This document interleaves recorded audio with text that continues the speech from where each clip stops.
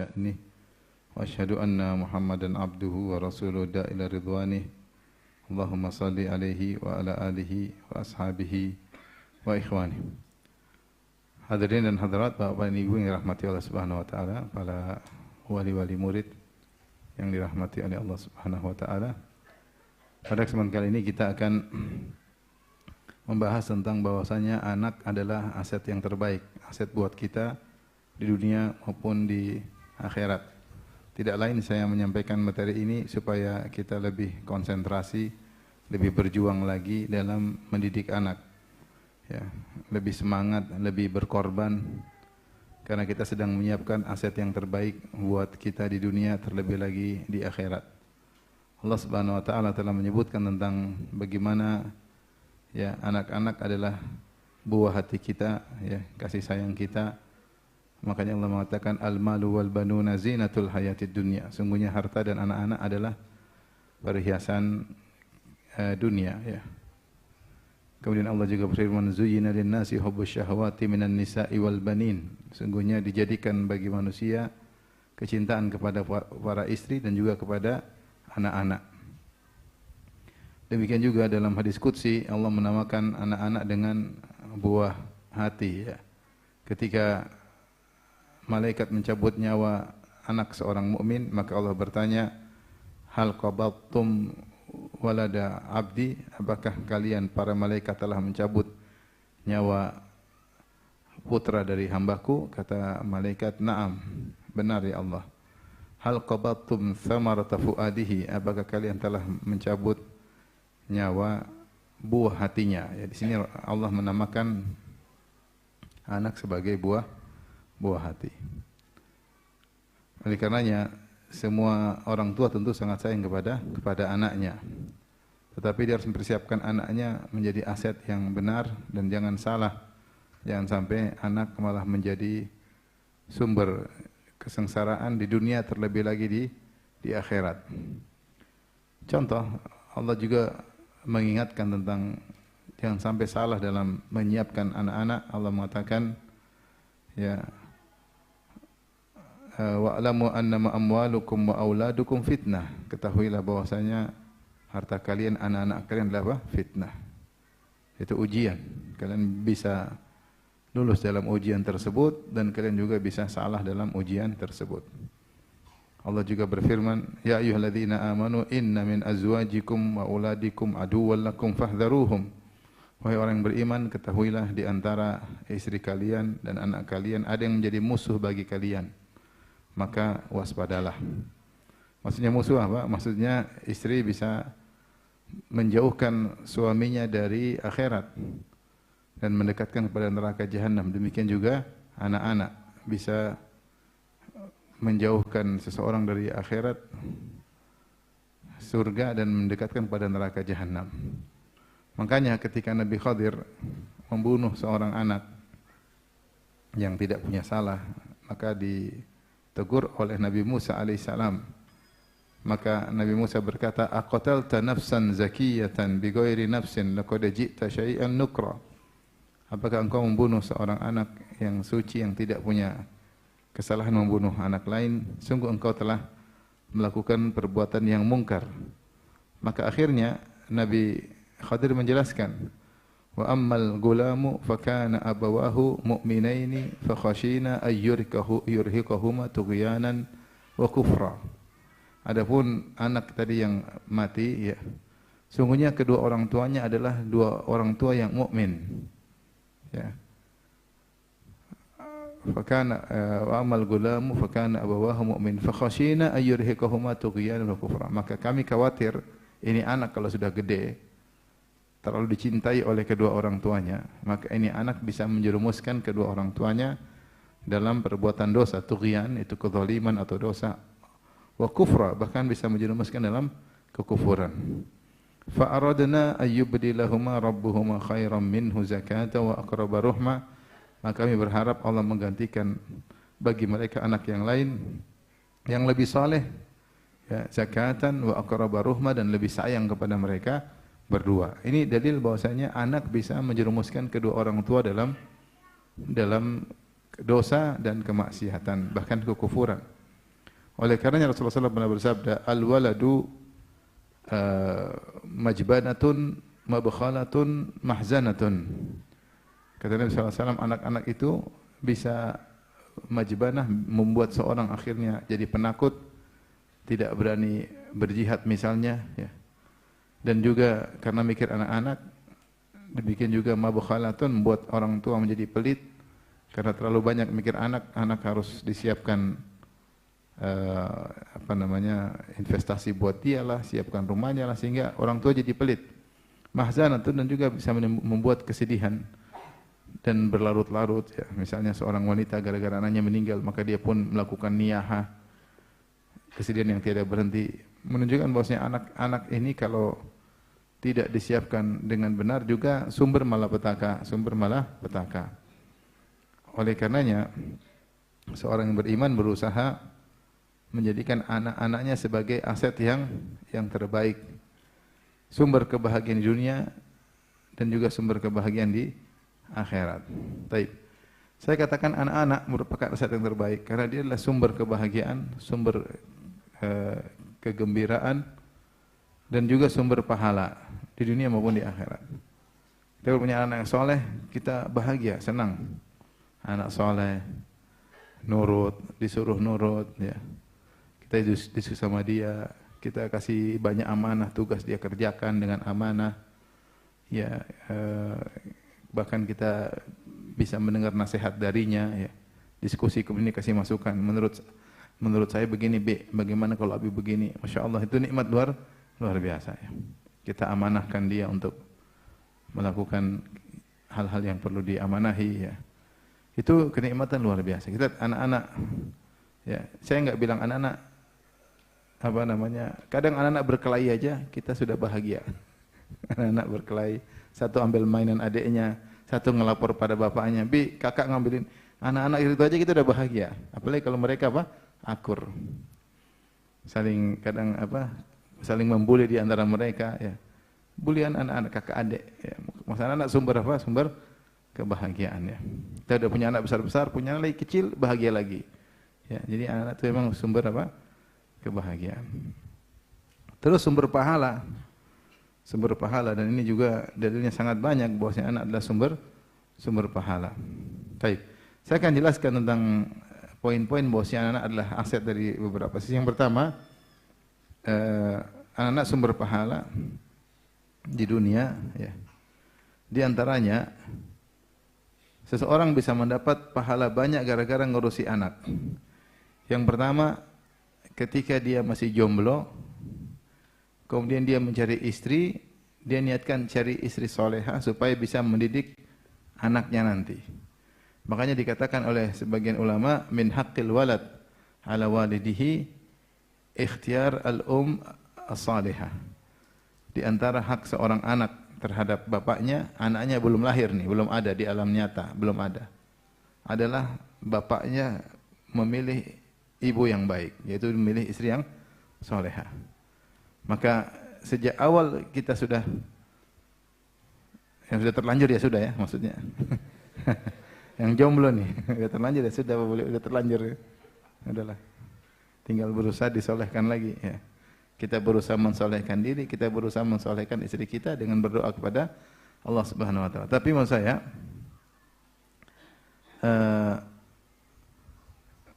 ketika seorang mencari istri, dia niatkan untuk mencari istri yang solehah yang bisa mendidik anaknya nanti. Maka sejak itu dia sudah dapat pahala. Karena dia memilih istri dengan pertimbangan supaya bisa mendidik anak yang soleh. Dapat pahala enggak dia? Anak belum ada kita dapat pahala. Anak belum ada kita sudah dapat pahala. Rasulullah juga bersabda, "Tazawwajul wadudal walud, fa inni mukatsirun bikumul umama yaumal qiyamah." Nikahilah wanita yang penyubur dan wanita yang penyayang, yang mencintai dan subur. Kenapa? Karena aku bangga jika aku punya pengikut yang banyak pada hari kiamat di hadapan para nabi yang lain. Nabi ingin kita punya anak banyak, dan yang dimaksud anak yang banyak tersebut adalah anak-anak yang terdidik, anak-anak yang soleh, sehingga bisa dibanggakan di hadapan para nabi-nabi yang lain. Maka jika seorang mau menikah, dia pilih-pilih mencari wanita yang subur. Bagaimana mengetahui wanita subur? Dengan melihat kakak adiknya atau ibunya. Bagaimana dia mudah subur enggak, anaknya banyak, seperti itu. Ini boleh di antara salah satu poin faktor yang kita pilih agar kita punya anak banyak yang soleh dan soleha. Kita milih gitu, kita sudah dapat apa? Pahala ya. Cari wanita yang mencintai dan apa yang subur. Dua ini harus ada, mencintai dan subur. Kalau subur tapi ngomel terus percuma. Subur ngomel terus enggak tertarik untuk menggaulinya. Kalau penyayang tapi tidak subur juga tidak terwujud apa yang diinginkan. Maka Rasulullah menggabungkan keduanya. Yang penyayang mencintai, mutahabbibah ila zaujiha, berusaha menunjukkan cintanya, berusaha menarik hati suaminya. Yang kedua, al-walud, yang mudah untuk melahirkan. Jika seorang menikah ingin punya anak banyak yang soleh dan soleha, menguatkan umat ini, ya, memperjuangkan dakwah ini, maka dia semenjak dia memilah-milih, usaha dia ke sana kemari, memilah-milih, cari informasi, semua dapat pahala. Semua dapat pahala. Anak belum ada, seorang sudah mendapatkan apa? Pahala ya. Makanya Rasulullah SAW memotivasi untuk punya anak soleh. Kata Nabi SAW, "Idza mata al-insan, inqata anhu amaluhu illa min thalath." Jika seorang manusia meninggal, maka terputus darinya seluruh amal soleh kecuali 3, di antaranya waladun salihun yad'u lahu, anak soleh yang mendoakannya. Baik. Sudah, dia bisa dapat pahala sebelum anaknya ada.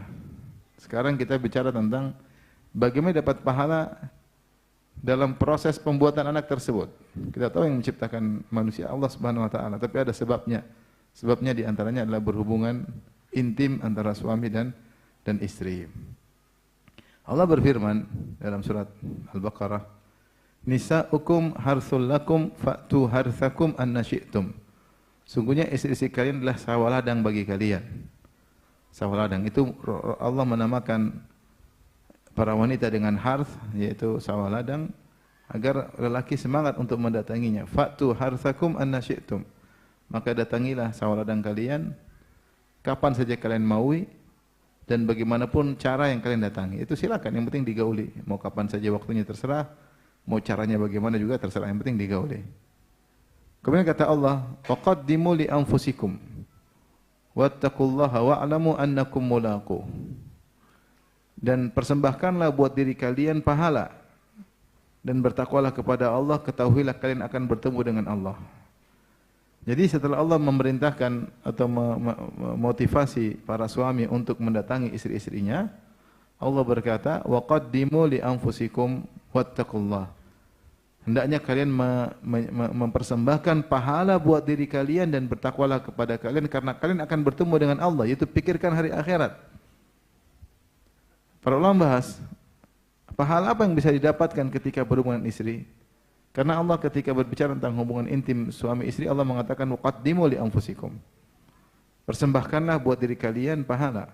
Maka para ahli tafsir membahas, maksudnya adalah seorang ketika berhubungan dengan istrinya berniat untuk menjaga kemaluannya, juga menjaga kemaluan istrinya, berniat untuk menundukkan pandangannya dan menundukkan pandangan apa? Istrinya, berniat untuk menyalurkan hasrat pada tempat yang halal, dan ini semua sumber pahala. Untuk menghindari dari menyalurkan hasad dari tempat yang haram. Di antaranya agar bisa punya anak yang soleh. Jadi kalau seorang berhubungan istrinya supaya bisa punya anak soleh, maka dia dapat pahala. Makanya diriwayatkan dari Umar bin Khattab, dia mengatakan, sungguhnya saya tidak ingin berhubungan, tapi saya datangi istri saya di ajil walad supaya bisa punya anak yang soleh. Umar mungkin karena saking sibuknya ya dengan urusan kenegaraan, urusan jihad, sehingga dia terkadang tidak berhasrat karena saking sibuknya urusan negara, tapi dia tetap mendatangi istrinya karena dia berharap punya anak yang saleh. Maka di antara cara kita dapat pahala, anak kita belum ada, dengan berniat agar anak kita nanti anak saleh, yaitu kita datangi istri kita gauli istri kita dengan niat untuk mendapatkan anak saleh. Makanya ketika berhubungan kita berdoa, Allahumma jannibna syaitan wa jannibi syaitana ma razaqtana. Yang artinya Allah jauhkanlah kami dari syaitan, yaitu jauhkan aku dan istriku dari syaitan. ketika kami berhubungan, dan jauhkanlah syaitan dari rizki yang kau berikan kepada kami, itu dari anak yang kau anugerahkan kepada kami. Karena kita tahu ketika proses hubungan intim terkadang jin ikut-ikutan. Allah berfirman, wa syarikhum fil amwali wal auladi wa'iduhum. Kata Allah, silakan kau iblis ikut serta dalam harta mereka dan dalam anak-anak mereka. Maksudnya di antara tafsiran yaitu ketika seorang laki menggauli istrinya, terkadang jin bisa ikut berlezat-lezat. Ya. Makanya ketika mau berhubungan, suami berdoa, istri juga berdoa. Apa doanya? Bismillah. Minimal apa? Bismillah. Dulu saya punya kawan di pondok. Saya sudah nikah dulu. Terus dia mau nikah. Saya lupa dia dulu nikah dulu. Saya lupa ya. Sama-sama di pondok pokoknya. Dia mau nikah, dia jalan dari kamar, dari ruangan ke depan, mundur ke depan. Dia hafal, Allahumma jannibna syaitan wa jannibi syaitana ma razaqtana. Diulang-ulang. Karena ketika kejadian mungkin lupa kan, enggak gampang. Malam pertama bisa dia apa? Lupa. Tapi dia persiapan luar biasa. Luar biasa dia. Allahumma jannibna syaitan wa jannibi syaitana razaqtana. Terus berulang-ulang. Kita dari luar, masyaallah. Mungkin saya belum nikah gitu. Saya belum nikah, dia di luar. Karena saya waktu sudah nikah, saya sudah tidak di pondok. Ini contoh persiapan ya. Nah, ketika kita berdoa, ketika berhubungan istri, kita berdoa supaya anak kita anak yang saleh. Karena Nabi SAW mengatakan, in yuqaddar lahu fi dzalika waladun lam yadurruhu asyaitan abadan, atau kama qala Nabi SAW. Kalau ditakdirkan dalam hubungan intim tersebut ada seorang anak, maka syaitan tidak akan bisa memberi mudarat kepada anak ini. Tapi apa maksudnya? Syaitan tidak akan bisa memberi mudarat kepada anak ini. Kata para ulama, maksudnya bukan berarti dia jadi maksum, tidak pernah berdosa, enggak. Karena yang maksum cuma para nabi. Tapi maksudnya anak ini intinya akan jadi anak soleh. Mau bagaimana masalahnya, mau nakal dulu, mau baik terus nakal baik lagi. Pokoknya intinya dia akan jadi anak apa? Soleh. Maka doa ini sangat penting karena Nabi telah menjanjikan. Siapa yang baca doa tersebut, kemudian dalam hubungan intim tersebut dapat anak, maka niscaya anak itu tidak akan diberi mudarat oleh apa? Syaitan. Yang jadi masalah kita baca doa tersebut ternyata tidak hamil. Pas lagi berhubungan tidak baca doa, hamil. Itu masalah. Makanya jangan sampai lupa baca doa ya. Kalau perlu pasang apa namanya alarm atau apa ya, intinya. Jangan lupa doa tersebut. Doa ini sangat penting. Saya ceritain kisah, menakjubkan ya, kisah ini ada seorang saya kenal dia ya, pernah ketemu juga. Jadi bukan dia yang cerita tapi kawannya cerita ke saya ya. Jadi dia sekeluarga tinggal di Mekah. Kakak-kakaknya hafiz Quran. Adiknya yang paling kecil nakal luar biasa. Semua dia lakukan. Narkoba lah, inilah, anulah, semua. Sampai orang-orang kayaknya sudah kecewa sama dia atau putus asa dari dia. Tapi sebenarnya kemudian dia mau kerja, dia nggak mau ilmu agama, dia kerja ke London apa kemana, ke Eropa atau ke Inggris, saya lupa. Sampai di sana ternyata dia dapat hidayah malah di sana. Malah ketemu orang mungkin yang ngaji, dia mulai ini. Sampai akhirnya dia jadi orang alim, sampai dia berdakwah, sampai ratusan orang masuk Islam gara-gara dia. Tapi ibunya tidak pernah putus berdoa untuknya ya. Maka pokoknya kalau kita berdoa, lihat anak kita, yang penting saya dulu berdoa. Insyaallah husnudzan, anak ini suatu saat akan apa? Akan menjadi anak saleh. Ada seorang ya, seorang ulama ya. Saya pernah duduk sama orang orang awam. Saya lagi cuci mobil di Madinah sama orang awam. Terus orang itu udah tua. Dia bilang, kamu kenal Syekh Fulan? Saya bilang, iya kenal. Itu Syekh itu dulu waktu masih kecil, nakalnya luar biasa. Waktu masih remaja. Kok bisa? Bapak saya bilang, kamu boleh main sama siapa aja kecuali sama orang ini, jangan. Bayangkan. Kamu boleh main sama pemuda siapa saja kecuali sama anak ini. Tidak boleh. Sekarang jadi ulama besar. Maksudnya, pokoknya kalau kita tempuh sebab jangan pernah putus asa. Di antaranya ketika berhubungan dengan istri, jangan lupa berdoa dengan doa tersebut. Ayo diulang, hafal. Allahumma jannibna syaitan. Bismillah dulu, bismillah. Bismillah. Allahumma jannibna syaitan wa jannibi syaitan ma razaqtana. Allahumma jannibna syaitan. Ulang.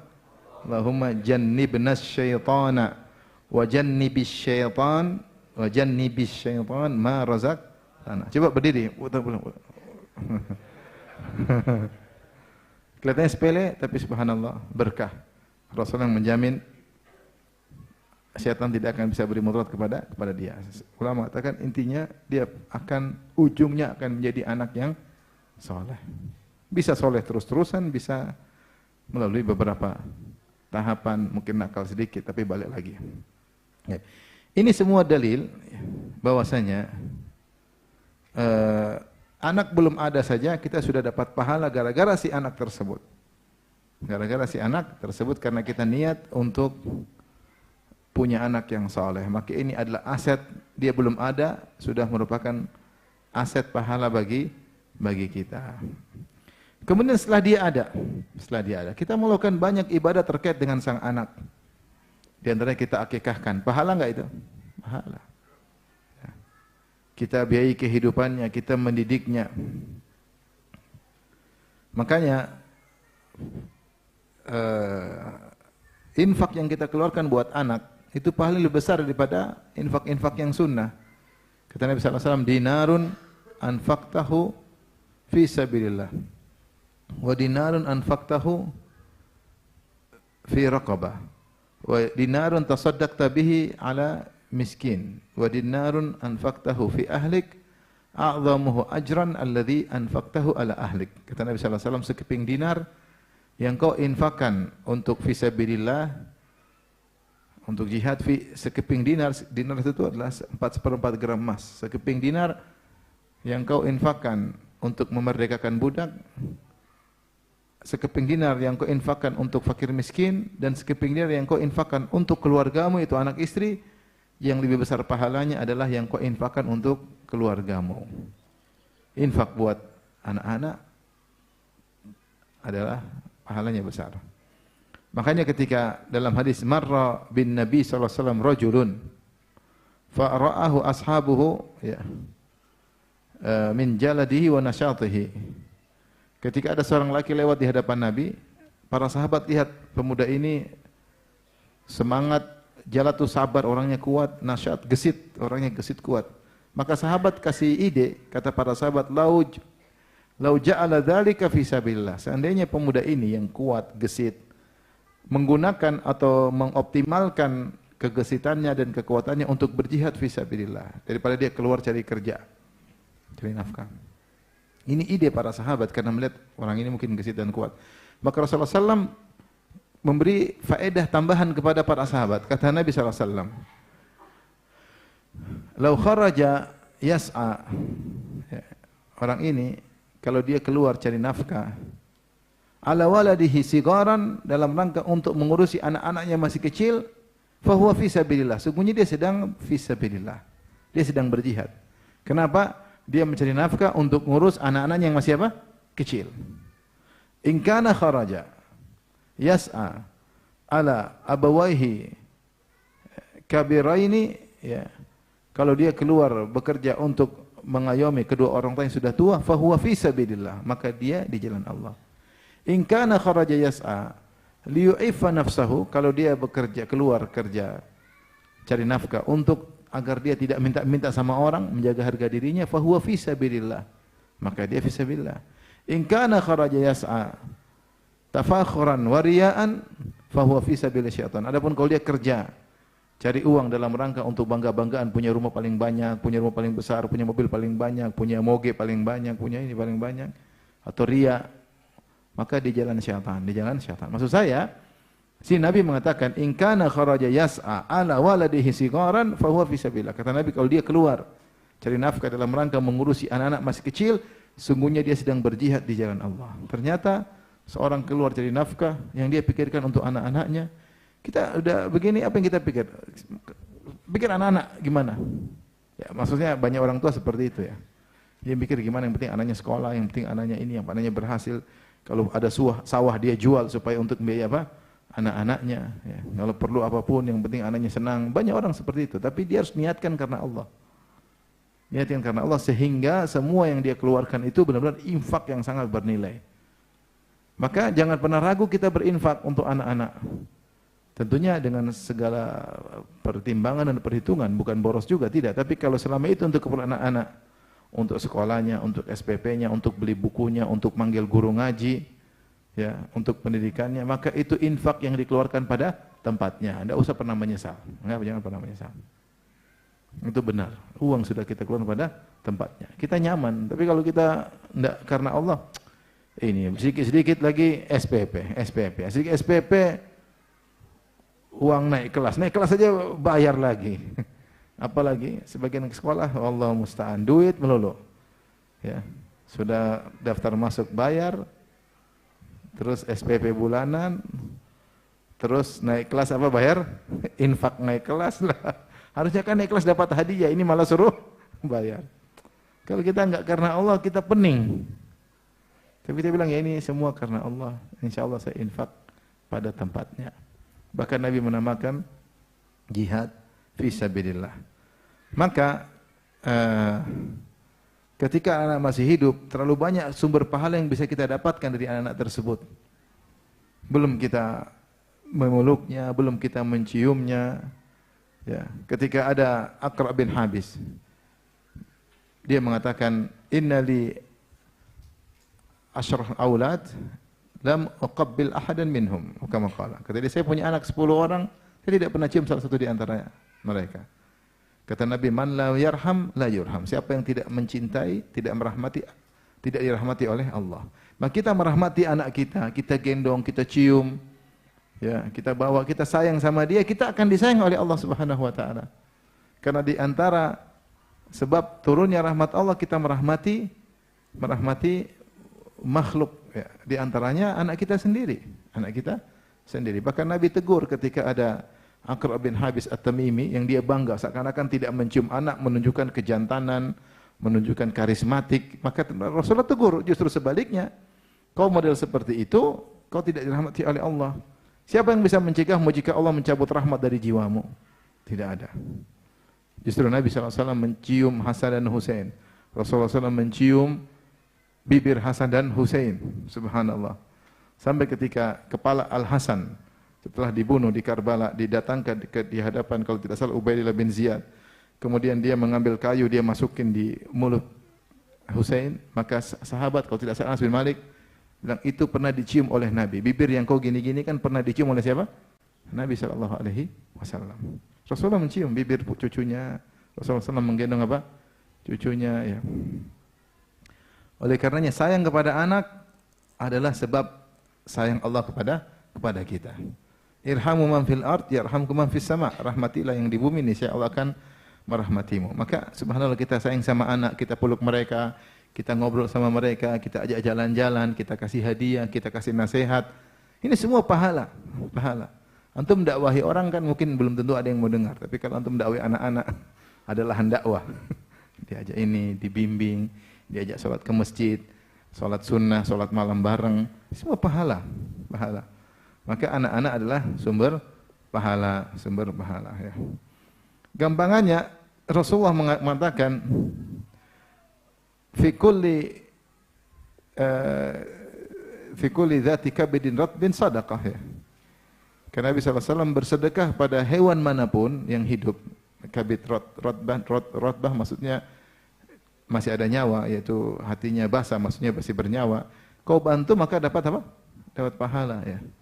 Ketika ada seorang muslim menanam pohon, kemudian bijinya atau buahnya dimakan oleh burung, maka Rasulullah mengatakan pahala.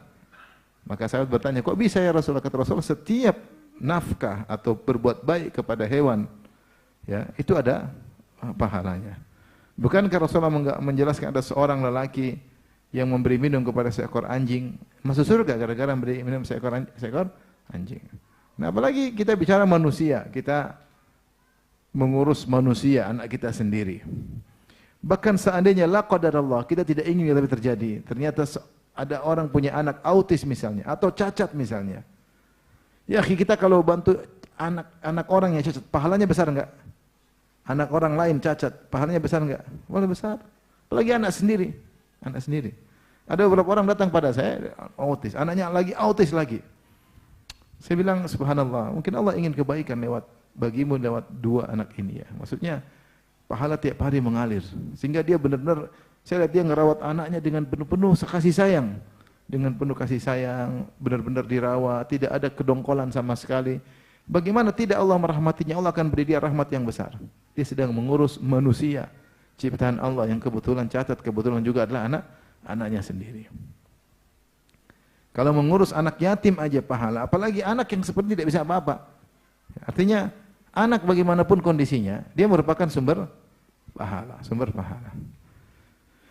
Dan bukankah ya, mengurus anak adalah silaturahmi? Ya, kita tidak boleh putuskan silaturahmi dengan ibu kita, dengan kakek kita, kakak kita, adik kita, termasuk anak kita. Ini rahim kita, rahim secara langsung. Maka ngurus anak itu merupakan sumber pahala yang sangat banyak,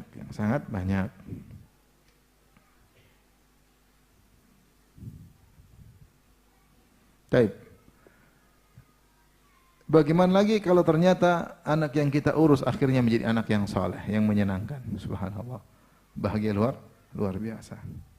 Nurut. Inilah perjuangan yang kita lakukan. Tentu semua dari Allah Subhanahu wa taala, tapi ada sebab, ada ikhtiar.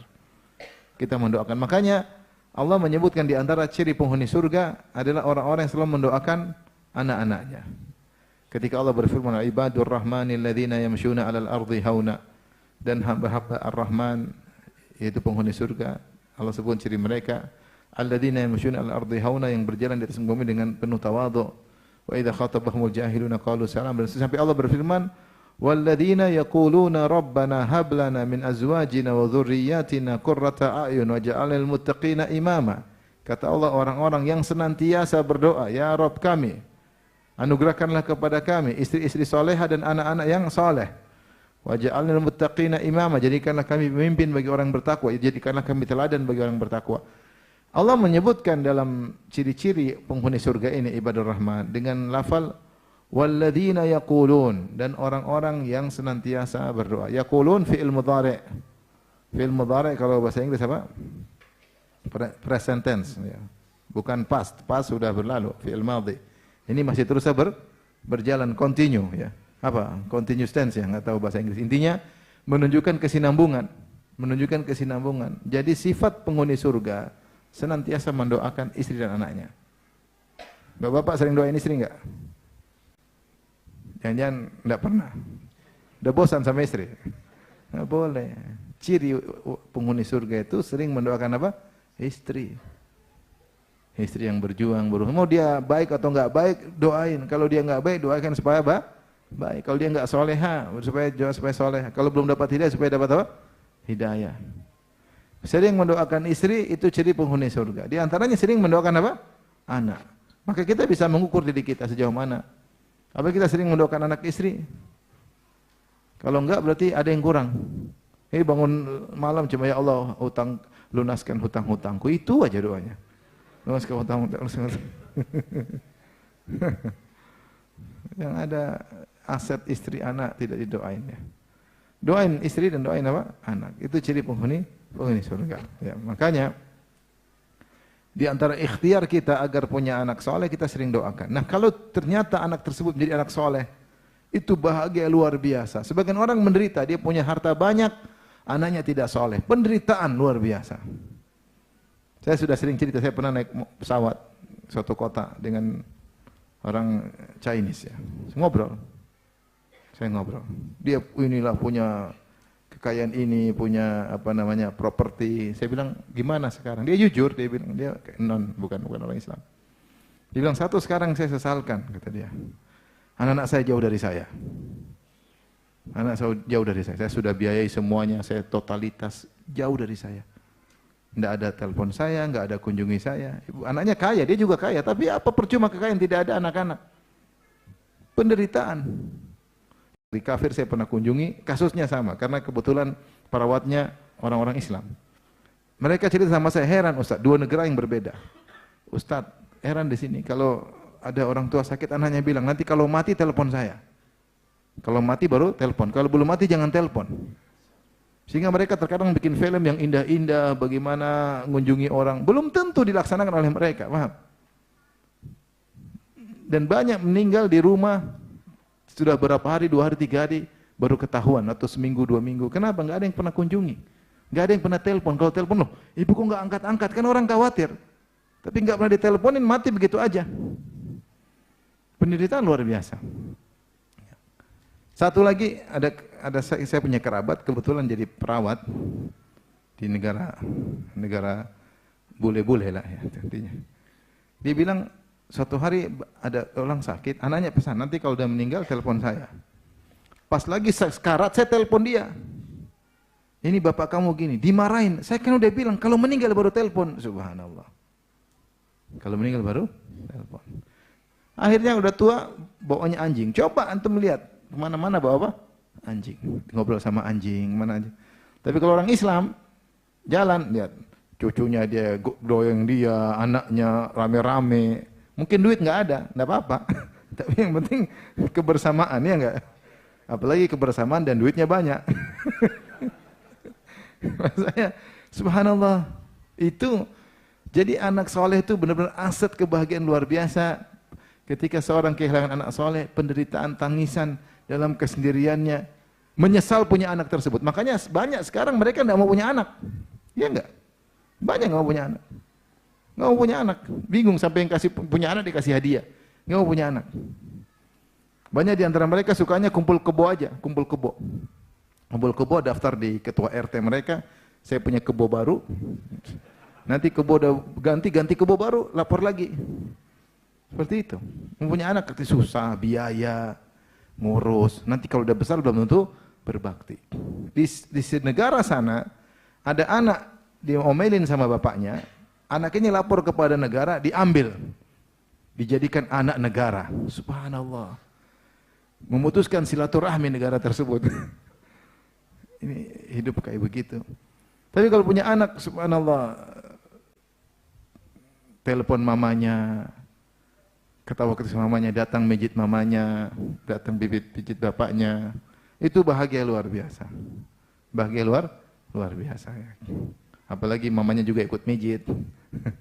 Jadi kita senang punya anak yang baik. Maka di antara aset yang mendatangkan kebahagiaan luar biasa adalah anak-anak yang soleh, anak-anak yang soleh, yang perhatian sama kedua orang tuanya. Karena orang tua itu bukan cuma butuh harta, dia butuh juga dengan anak-anaknya. Ya. Apalagi anak sudah kaya, udah ini. Kemarin kan ada kejadian, saya sempat viral ya, yang nyekolahkan anaknya di luar negeri, terus dia sakit, anaknya nggak datang-datang, nggak mau datang karena sudah sukses di negara kafir. Udah lupa. Akhirnya sampai meninggal, sampai dia menyesal mau nyekolahkan anaknya di luar negeri. Karena ternyata anaknya brengsek semua. Iya, menyesal. Beberapa kali kejadian loh. Tersebut viral saya sempat dibaca beberapa kali kejadian, bukan sekali 2 kali. Kalau dengan saya baca 3 kasus. Ya, tapi kita tidak usah sebut nama. Tapi intinya begitulah. Sebagian orang menyesal mensukseskan anaknya duniawi, tapi tidak mendidik agamanya, berhasil secara dunia, tidak sukses secara akhirat, akhirnya menjadi sumber kesedihan, sumber penderitaan di akhir hayat sang orang tua. Waliyadzubillah. Waliyadzubillah. Oleh karenanya, seorang berusaha, berjuang, didik anak-anak, mendoakan ketika anak-anak menjadi anak soleh, maka itulah sumber kebahagiaan bagi orang tua di dunia. Baik, apalagi ketika di masa tua. Aset paling membahagiakan adalah anak yang soleh. Paling membahagiakan adalah anak yang soleh. Ya. Tapi kalau anaknya nakal, sudah bapaknya tidak dipedulikan, ibunya tidak dipedulikan, ya. Bahkan masih terus merampok harta ayah dan ibunya. Ya. Datang lagi ambil uang lagi, datang lagi ambil ini, asetnya dijual. Mengerikan. Seperti itu penderitaan yang berkesinambungan ketika punya anak yang durhaka. Tapi kita lanjutkan.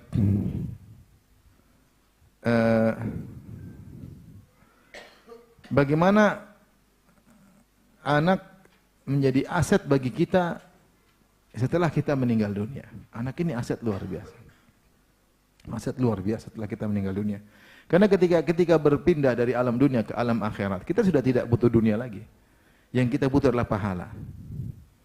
Kita sudah tidak bisa beramal soleh lagi. udah nggak bisa sholat lagi, udah nggak bisa berdoa lagi, udah nggak bisa puasa lagi, nggak bisa. Maka kita butuh kebaikan orang lain yang bisa memberikan, menambah pahala kita di akhirat. Dan di antara aset terbaik yang buat kita berpahala jalan terus adalah anak-anak. Makanya Rasulullah ketika menyebutkan tentang amal soleh yang masih terus berlanjut dalam sabdanya, idza mata al-insan inqata anhu amaluhu, jika telah meninggal seorang manusia terputus seluruh amalnya, illa min thalath, kecuali ada tiga perkara. Rasulullah menyebutkan shadaqatun jariyah, sedekah jariyah. Alhamdulillah punya sedekah jariyah. Yang kedua, ilmu yang tafa'u bi ilmu bermanfaat, yaitu ustaz, dai yang menulis buku, yang mengajarkan. Yang ketiga, waladun salihun yad'u lahu, anak saleh yang mendoakannya. Rasulullah tidak bilang istri soleha, Rasulullah tidak bilang teman yang baik, Rasulullah tidak mengatakan orang tua yang baik. Tidak. Kenapa? Karena semua itu cepat selesai. Orang tua biasanya duluan meninggal daripada kita, ya tidak? Orang tua kita sayang sama kita, tapi dia duluan meninggal dari kita biasanya. Istri pun demikian. Mungkin kita meninggal, istri kita tidak lama kemudian menyusul. Umur dia tidak panjang biasanya. Kalau dia nikah lagi, selesai urusan sudah. Kita meninggal, dia nikah lagi, ya, mungkin dia sudah lupa sama kita, ya. Ya. Terkadang kita masih hidup, dia tidak setia. Apalagi suami. Istri saja masih hidup, dia sudah kawin lagi ternyata. Apalagi sudah mati, mungkin dia kawin lagi. Doain istri belum tentu. Apakah semua suami doakan istrinya? Belum tentu. Belum tentu. Suami yang soleh mendoakan apa? Istrinya, tapi belum tentu. Itu pun kalau dia doakan, sebentar lagi dia nyusul. Tapi yang aset lama anak soleh. Anak soleh. Saya kasih gambar sama Bapak. Kita udah meninggal, anak kita doain kita. Kita meninggal, anak kita mungkin meninggal 40 tahun lagi. Anak kita. Kalau anak kita baik, dia menikah, dia punya anak lagi, cucu kita. Dia bilang jangan lupa doain kakek. Iya enggak? Kakek dulu begini, kakek begini. Betapa sering kita ceritakan kebaikan orang tua kita kepada anak kita. Nenek dulu begini, mbah dulu begini. Sehingga dia terpacu untuk mendoakan orang tua kita. Kalau anak kita soleh, dia suruh cucunya apa? Doain kakek dulu gini. Sehingga berkesinambungan. Sehingga dalam puluhan tahun, bisa jadi ratusan tahun terus kita didoakan. Ketika kita diberi taufik oleh Allah punya anak yang soleh. Makanya Rasulullah mengatakan amal yang tidak terputus anak soleh, karena dia lama. Kalau orang tua, istri sebentar atau suami sebentar, tapi anak ini lama. Maka ini aset yang luar biasa. Kita dalam alam barzah apa yang kita butuhkan? Kita butuhkan doa. Kita butuhkan doa. Kemudian di antaranya para ulama menyebutkan jika seorang anak soleh, kesolehannya di antaranya sebab karena usaha kita, ya. Kita yang panggilkan guru ngaji, kita yang masukkan ke pondok, kita yang bayarkan, kita yang mengkontrol, kita yang mutaba'ah, kita yang mengawasi. Meskipun yang ngajar ustaz-ustaz, tapi kita tidak ada sebabnya. Maka anak itu soleh gara-gara kita, maka seluruh pahala dia kalau dia beramal soleh lari sama kita. Dia ngaji, kita dapat pahala. Dia sholat, kita dapat pahala. Dia umroh, kita dapat pahala. Dia berbuat baik, kita dapat pahala. Dia berkata jujur, kita dapat pahala. Maka ini aset luar biasa. Bayangkan antum punya anak 4 misalnya. Semua anak soleh. Semua antum yang didik. Kemudian masing-masing meninggal 50 tahun setelah antum meninggal. Antum meninggal berarti antum dapat bonus 50 tahun, 50 tahun, 200 tahun. Seakan-akan antum masih hidup 200 tahun lagi. Karena anak-anak ini hidup umur 50 tahun beramal soleh melulu, semua amal soleh lari juga sama antum. Maka ini di antara aset paling baik untuk kita di akhirat. Paling baik. Antum tinggal didik anak antum berjuang ketika dia jadi anak soleh, statusnya anak lelaki soleh, anak wanita soleha, maka seluruh amal soleh yang dia kerjakan, pahala juga ngalir kepada kita yang mengajarkannya. Karena Rasulullah SAW bersabda, man dalla ala khairin falahu mithlu ajri fa'ilihi. Siapa yang menunjukkan pada kebaikan, bagi dia seperti pahala orang yang melakukannya. Yang membuat dia, menyebabkan dia soleh dan soleh siapa? Kita. Bukankah kita yang mengarahkan, kita sejak kecil ngajak dia ke masjid, kita sholat sunnah di hadapan dia, kita baca Quran depan dia, kita kenalkan kepada para ustadz, kita ajak ke pengajian, kita biayai sekolah. Dia soleh, luar biasa. Pahala ngalir terus. Makanya saya bilang, kalau bisa punya anak banyak lakukan. Kalau tidak mudah sudah. Anak anugerah. Kadang Allah beri banyak, kadang enggak. Tapi kalau bisa punya anak banyak, punya anak yang banyak. Di Saudi menakjubkan. Kalau dengar cerita menakjubkan. Saya pernah diundang makan, teman saya laki-laki saja 24 bersaudara. Laki-laki saya berapa? 24 bersaudara. Subhanallah. Makan tuh undang makan kayak pesta. Padahal mereka sendiri nggak ada orang lain. Rame. Kambing guling semua. Masya Allah. Kambingnya benar diberikan. Saya baru kali makan kambing besar. Ditaruh di tempayan dalam bukan terbalik, dalam kondisi berdiri. Kambingnya itu luar biasa. Saya mau potong juga ragu-ragu. 24 orang laki-laki semua. Jadi besar sampai apa? Kecil. Luar biasa. Banyak-banyak. Kemudian ada cerita seorang punya anak. 65 orang. Perempuan semua. Dia ceritanya seorang lelaki, dia anak laki-laki salah satunya bapaknya, dan dia ingin agar punya anak laki-laki. Karena dia satu-satunya laki-laki dari bapaknya, dia ingin nasabnya masih bersambung. Ternyata dia nikah, anaknya perempuan. Nikah lagi, sampai nikah, anaknya semua 65 perempuan. Anak banyak sekali. Jangan tanya. Ada kemarin juga saya ketemu orang di Indonesia. Om dia, kemarin saya pas ke Malang, orang Arab juga, orang Arab Indonesia. Om dia nikah, istri pertama anak 11 perempuan. Istri kedua anak 11 laki-laki. Luar biasa. Suatu kebetulan yang menakjubkan. 11 anak perempuan, 11 apa? Laki-laki. Jangan pikiran macam-macam, ya cuma cerita ya. Cerita. Maksud saya, ya. Dan sebagian orang Masya Allah dari satu biang anak bisa sampai banyak. Istri saya 13 bersaudara. 13 bersaudara. Itu pun berhenti karena bapak mertua saya meninggal. Kecelakaan pesawat sehingga ibu mertua tidak punya anak lagi. Tapi seandainya bapak mertua masih hidup mungkin bisa 25. Saya punya kawan, ini cerita aja. Saya punya kawan umur 38 tahun. Umur berapa? Anaknya 23. Orang Indonesia, asli Indonesia. Salah satu keajaiban dunia saya bilang. Bener. Saya ketemu, dia kirim video lagi anak kasih makan. Anak banyak sekali kayak anak yayasan. Anak dia semua. Umur 38, anak 23. Allahu Akbar.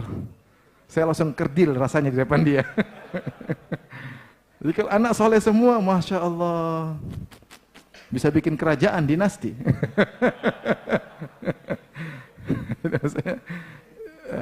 Tidak apa-apa, semua insya Allah. Mau anak sedikit banyak semua dari Allah Subhanahu wa Ta'ala. Yang penting yang ada kita optimalkan. Ya. Ini anak semua kalau beramal soleh kita yang didik, pahala ngalir terus. Kita sudah meninggal, pahala jalan terus. Di alam barzah jadi taman surga di alam barzah. Kenapa? Anak-anak semua beramal soleh. Baik. Bagaimana lagi di akhirat? Di akhirat Rasulullah bersabda, "Innar rajula la turfa'u darajatu fil jannah." Ada seorang di surga ditinggikan lagi derajatnya. Dia berkata, "Anna li hadza?" Kok bisa? Dia tahu amal dia cuma sedikit. Kenapa? Ternyata di surga dia dinaikkan lagi. Maka dikatakan kepadanya, "Bistighfari waladika laka." Karena anakmu sering beristighfar buat kamu. Semasa engkau sudah meninggal, dia masih hidup, dia senantiasa doakan istighfar buat kamu. Maka jangan lupa pesanin anak-anak. Anak-anak itu kita dikte. Dia doain abi enggak? Apa doanya? Rabbi gufirli wali walidayya warhamhum. Tanyain sama dia. Tadi sujud doa enggak abi? Doain umi enggak? Kamu enggak sayang abi sama umi? Digituin sehingga dia terbiasa. Dia terbiasa. Doain abi dan umi enggak? Sehingga terbiasa. Kita talqin, kita dikte sehingga dia terbiasa. Saya pernah doa, kebetulan saya nangis waktu itu. Anak saya ngelihat. Abi doain siapa sih? Doain kamu lah katanya. Doain kamu. Ya dia tahu bahwasanya abinya sayang sama dia. Ini dia juga insya Allah balas, dia juga doain apa orang? orang tuanya. Anak-anak perlu didikte, diajar, ditalkin, suruh praktek, seperti itu. Jadi seorang di surga bisa terangkat derajatnya gara-gara doa anaknya. Taib. Apalagi manfaat aset anak-anak? Rasulullah menyatakan, "Man ubtuliya bi syai'in min haula'il banat, fasabara 'alaihinna wa kasahunna," ya. Siapa yang diuji oleh Allah dengan punya anak perempuan, kemudian bersabar dalam mengurusnya, kemudian memberi pakaian padanya, memberi makan kepadanya, kunna lahu sitran yaumal qiyamah minan nar. Maka anak-anak perempuan ini akan menjadi penghalang api neraka baginya pada hari kiamat. Jadi yang punya anak perempuan bersyukur, alhamdulillah. Anak perempuan itu penghalang neraka jahanam. Memang butuh ekstra ngurus anak-anak perempuan. Sampai carikan jodoh buat dia. Sampai dia sudah nikah pun terkadang kita harus terus nanya-nanya gimana kabarnya. Tapi itu penghalang dari neraka jahanam. Gimana tadi yang anak perempuannya 65? Banyak. Jadi yang cerita ke saya seorang syekh haji kemarin, dia ketemu orang umur 80 tahun. Dia bilang, "Syekh, saya fulan, saya punya anak 65 perempuan semua." Masya Allah. Bagaimana bisa? Dia cerita tadi. Saya ingin punya laki-laki, tapi sekarang belum bisa. Semuanya anak perempuan 65 orang. Syekh, kata dia, 55 sudah menikah, tinggal 10. Anda mau satu?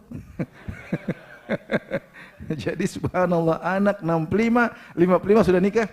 Semua cucunya kira-kira banyak gitu. Bikin dinasti. Jadi subhanallah, seorang ya, diangkat derajatnya karena anaknya sering doakan ampunan baginya. Seorang terhalangi dari api neraka, dia punya dosa banyak, tetapi dia punya anak perempuan banyak yang menghalangi dari neraka jahanam. Luar biasa. Kemudian juga di antaranya jika anak-anak meninggal sebelum balik juga sebab memberi syafaat. Ya. Rasulullah SAW bersabda, "Ma min muslimin yamutu lahu thalathatun minal walad lam yablughul hinth illa talaqahu min abwabil jannati athamaniyati min ayha sya'a dakhal." Siapa yang punya anak 3 orang meninggal sebelum balik, anaknya masih kecil, umur 10 meninggal, 12 meninggal, 8 meninggal, baru lahir meninggal, maka nanti mereka akan menunggu bapaknya, menunggu orang tuanya dari 8 pintu surga, setelah bapaknya mau surga dari mana, dengan syarat bersabar. Subhanallah, punya anak terus meninggal, pahalanya ternyata besar. Ditunggu di pintu surga. Ditunggu di pintu surga. Demikian dalam hadis kata Rasulullah SAW, "Sigaruhum da'amisul jannah." Sigaruhum da'amisul jannah. Itu anak-anak yang meninggal belum balik. Rasulullah menamakan dengan da'amisul jannah. Ya. Musa adalah dabatul ma', yaitu maknanya adalah hewan yang di air yang tidak pernah keluar dari air. Rasulullah menamakan anak-anak tersebut, ya, anak-anak tersebut yang meninggal sebelum balik, ya, maka mereka seperti hewan-hewan air yang tidak pernah keluar dari air, maksudnya yaitu anak-anak yang selalu di surga, enggak pernah keluar dari surga. Kata Nabi, "Yatalaqa ahaduhum abahu fayakhudhu bi thawbihi fala yantahi hatta yudkhilahu Allahu abahul jannah." Maka ketika dia ketemu ayahnya, dia tarik tangan ayahnya, suruh masuk surga. Dia tarik terus sampai masuk surga. Subhanallah. Itu yang bisa saya sampaikan kepada orang yang ternyata ditakdirkan anaknya meninggal sebelum balik. Menyedihkan, tapi kita bilang pahalanya besar kalau sabar dengan syarat apa? Bersabar. Dengan syarat bersabar. Jadi luar biasa. Anak-anak ini pokoknya anak ini adalah aset terbaik.